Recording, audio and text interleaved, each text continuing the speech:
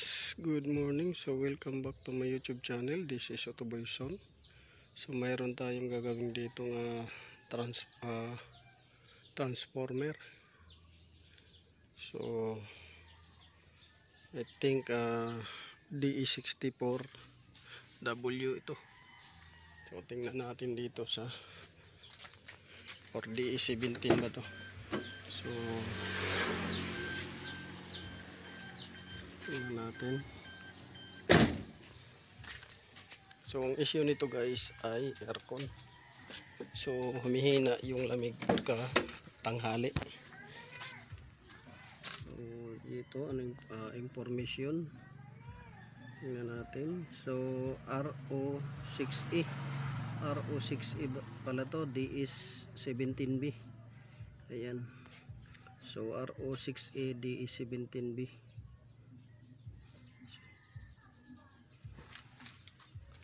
So ang issue nito guys ay humihina yung aircon niya or yung lamig niya sa tanghali. So check natin kung nagbabawas ba. So dito sa low side nagbawas ka agad dito. Kung napapansin niyo tumunog. Gumanon siya. Psst. So ngayon dito naman tayo sa high side. Yung high side nito guys yan dito. Yan. Yan yung high side. So tanggalin natin to. So binalot ng ano para di madumihan. Yan yung high side nya. So mamasa-basa. So salangan natin muna ng gauge kung mayroon pang natitirang preyon, tapos i-check natin, pasukahin natin kung black oil ba or may preyon pang natitira. So yun ang first step bago tayo mag general cleaning. So nasalangan na natin guys ng gauge. So check natin kung may pressure pa. So sa low side may 100 PSI siya. Sa high side may 100 PSI din siya. Pero ang problema nito kung preyon pa ba yung presyo na yan. Or baka mamaya 50% preyon, 50% hangin. So para ma-confirm pasukahin natin dito. Yan. So buksan muna natin ang high side. Sukahin natin kung may black oil or may preyon pa ba sa system. So ayan. Pag may preyon yan guys, kailangan mausok yan. So mayroong preyon siya o konti lang. Ayan. So check natin ang preyon nya. So hindi pa naman siya black oil. Ayan. Hindi pa siya black oil pero kakaiba na yung kulay ng preyon nya. So confirm natin hindi black oil pero contaminated yung preyon nya. So yung preyon nya contaminated, tapos kulang na sa preyon. Kulang sa preyon, contaminated yung preyon na natira. So yan, kita natin. Hindi siya black oil. So antayin lang natin na maubos yan. So ayan guys, nag-vacuum na tayo para matanggal yung ibang mga langis na contaminated. So ito yung na-recover nating langis. Yan yung langis na na-recover natin. So contaminated na siya. Yan. Medyo blurred na yung ano niya. So papalitan natin ng langis. So bago tayong palit langis, mababacuum muna tayo. Ayan, vacuum. Tapos lalagyan natin ng panibagong langis dahil contaminated ang system. Hindi siya black oil pero contaminated. So kadalasan contaminated sa oil ay yung hangin dahil may kasamang tubig yan. Tapos yung oil nya friction magpo-produce kasi yan ng mga debris, pero hindi siya black oil. Tapos yung ano niya, filter,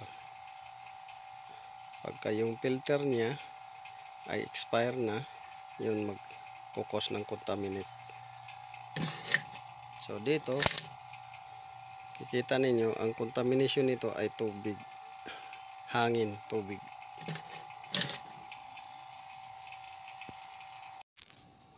So minsan nakaka-experience kayo guys na mahina dito ang buga, dito malakas, minsan naman to malakas, mahina, doon malakas. So yan yung minsan ma-experience ng iba, bakit dito mahina, tatlo malakas, bakit dito itong dalawa malakas, pagdating sa gitna mahina, tsaka doon malakas. So isang dahilan guys ito, lalo sa mga conversion unit.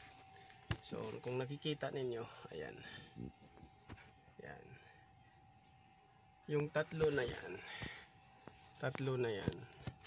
ito dito sa gilid, ito sa gitna, gilid, gitna, malapit siya sa blower, malakas itong dala to pag malapit sa blower at maiksi ang hose. Ito siya, malakas to dahil diretso yung buga ng hangin. Ito siya, malakas. Itong isa mahina, ito dahil nakabind siya. Ayan, nakabind. Ayan, kung nakikita ninyo, natupi siya, natupi. So hihina yung buga dyan dahil nakatupi, at malayo yung hose na pupuntahan niya, malayo.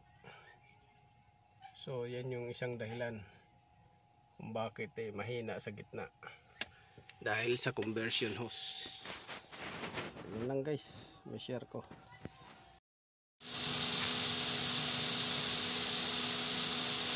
So ayan na guys, nakargahan na natin ang prion. Ayan. So dito matapos natin vacuumin, linisin. So ito, i-monitor natin yung temperature niya, pressure. Ayan, so nag-automatic naman siya. Malamig yung tubo. Ito. Ayan, malamig.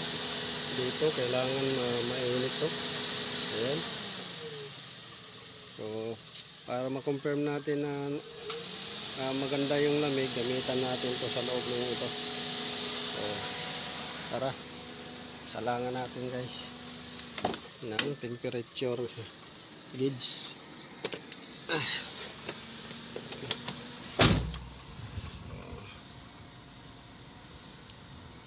Dito tayo, so set natin sa degrees. So salang natin dyan kung gaano siya ka lamig.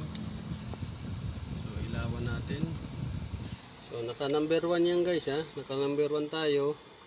Ayan, tapos exhaust, number 1 blower, tapos recirculation mode, tapos front mode. So ayan, tingnan natin kung gaano ka lamig siya, gaano kalamig. So ayan, 9 degrees. Ayan.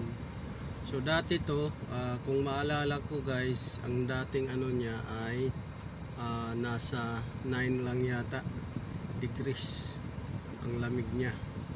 So tingnan natin.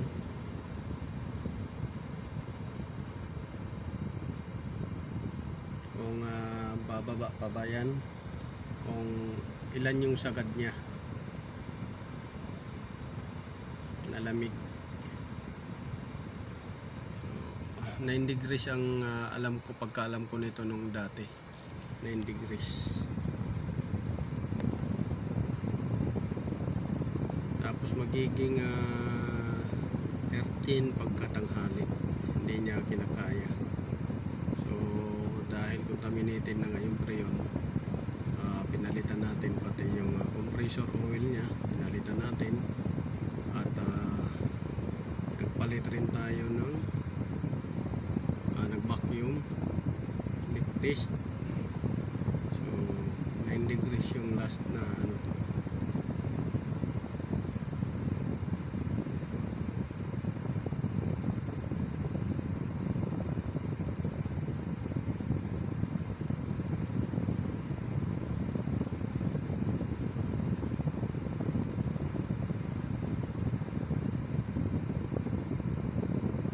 So 4 degrees siya guys. So mas okay na to ngayon. Kasi pagka mga bago pa talaga ang compressor, bagong compressor, bago yung mga condenser at saka mga kumbaga halos bago, parang galing sa kasa, bagong labas, ni-negative yan guys. Negative 2 ganyan, negative 5. Is 4 degrees from 9 degrees naging 4 degrees. So much better na to guys kaysa dati. So yan lang, kung sino yung gusto magpa aircon, so contact Auto Boyson. So ang unit na to ay RO6E engine, DE 17B. So yan.